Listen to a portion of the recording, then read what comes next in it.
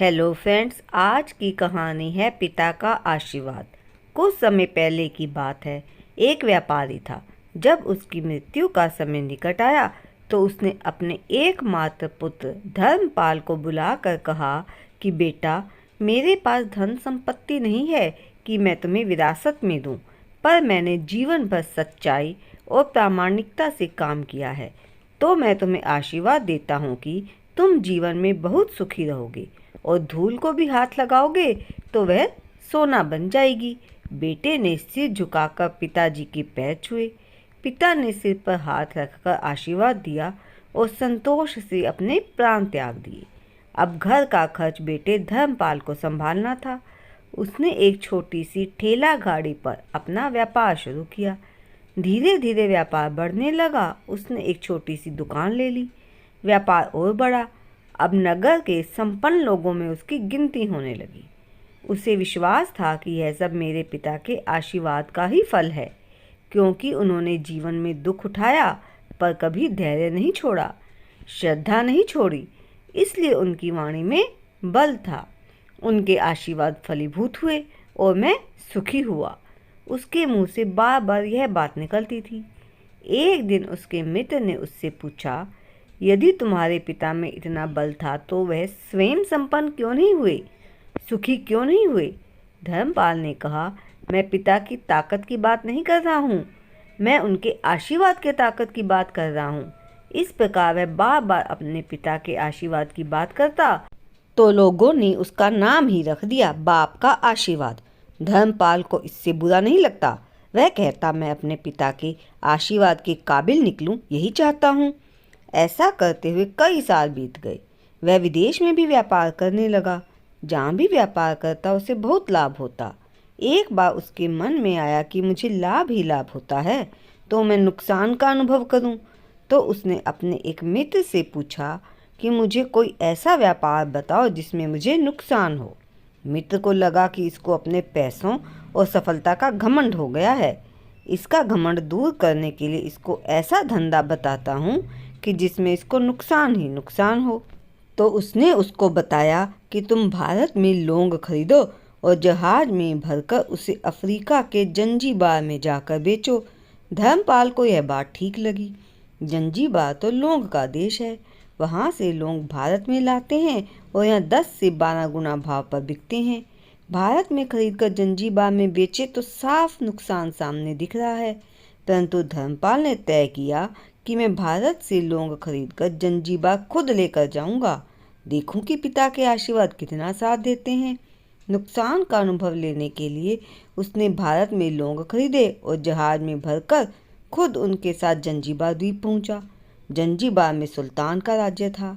धर्मपाल जहाज से उतरकर और लंबे रेतीले रास्ते पर जा रहा था वहाँ के व्यापारियों से मिलने। उसे सामने से सुल्तान जैसा आदमी सिपाहियों के साथ पैदल आता हुआ दिखाई दिया। उसने किसी से पूछा कि यह कौन है। उसने कहा कि यह सुल्तान है। सुल्तान ने उसको सामने देखकर उसका परिचय पूछा। उसने कहा, मैं भारत के गुजरात के खंबात का व्यापारी हूँ और यहाँ पर व्यापार करने आया हूँ। सुल्तान ने उस व्यापारी का आदर सत्कार किया और उससे बात करने लगा। धर्मपाल ने देखा कि सुल्तान के साथ सैकड़ों सिपाही हैं, परंतु उनके हाथ में तलवार और बंदूक ना होकर बड़ी बड़ी छलनियाँ हैं। उसको आश्चर्य हुआ।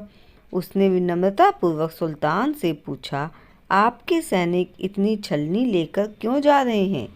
सुल्तान ने हंसकर कहा, बात यह है कि आज सुबह मैं समुद्र तट पर घूमने आया था, तब मेरी उंगली में से एक अंगूठी यहीं कहीं निकल कर गिर गई। अब रेत में अंगूठी कहाँ गिरी पता नहीं, इसलिए मैं इन सैनिकों को यहाँ साथ लेकर आया हूँ। यह रेत छान कर मेरी अंगूठी उसमें से तलाश करेंगे।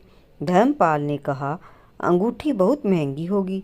सुल्तान ने कहा, नहीं, उससे बहुत अधिक कीमत वाली अनगिनत अंगूठी मेरे पास हैं, पर वह अंगूठी एक फ़कीर का आशीर्वाद है। मैं मानता हूँ कि मेरी सल्तनत इतनी मजबूत और सुखी उस फ़कीर के आशीर्वाद से है। इतना कहकर सुल्तान ने फिर पूछा, बताओ सेठ, इस बार आप क्या माल लेकर आए हो?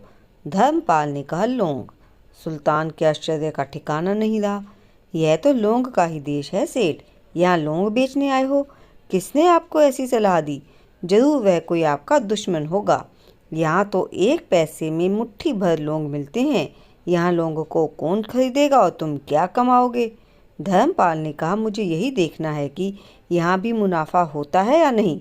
मेरे पिता के आशीर्वाद से आज तक मैंने जो धंधा किया उसमें मुनाफा ही मुनाफा हुआ, तो अब मैं देखना चाहता हूँ कि उनके आशीर्वाद यहाँ भी चलते हैं या नहीं। सुल्तान ने पूछा, पिता के आशीर्वाद, इसका क्या मतलब? धर्मपाल ने कहा, मेरे पिता सारे जीवन ईमानदारी और प्रामाणिकता से काम करते रहे, परंतु धन नहीं कमा सके। उन्होंने मरते समय भगवान का नाम लेकर मेरे सिर पर हाथ रखकर मुझे आशीर्वाद दिया था कि मेरे हाथ से धूल भी सोना बन जाएगी।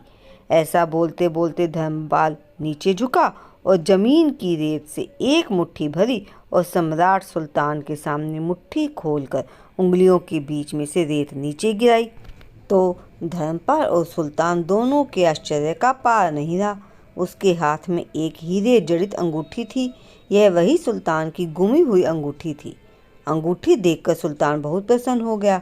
बोला, वाह, खुदा आपकी करामात का पार नहीं, आप पिता के आशीर्वाद को सच्चा करते हो।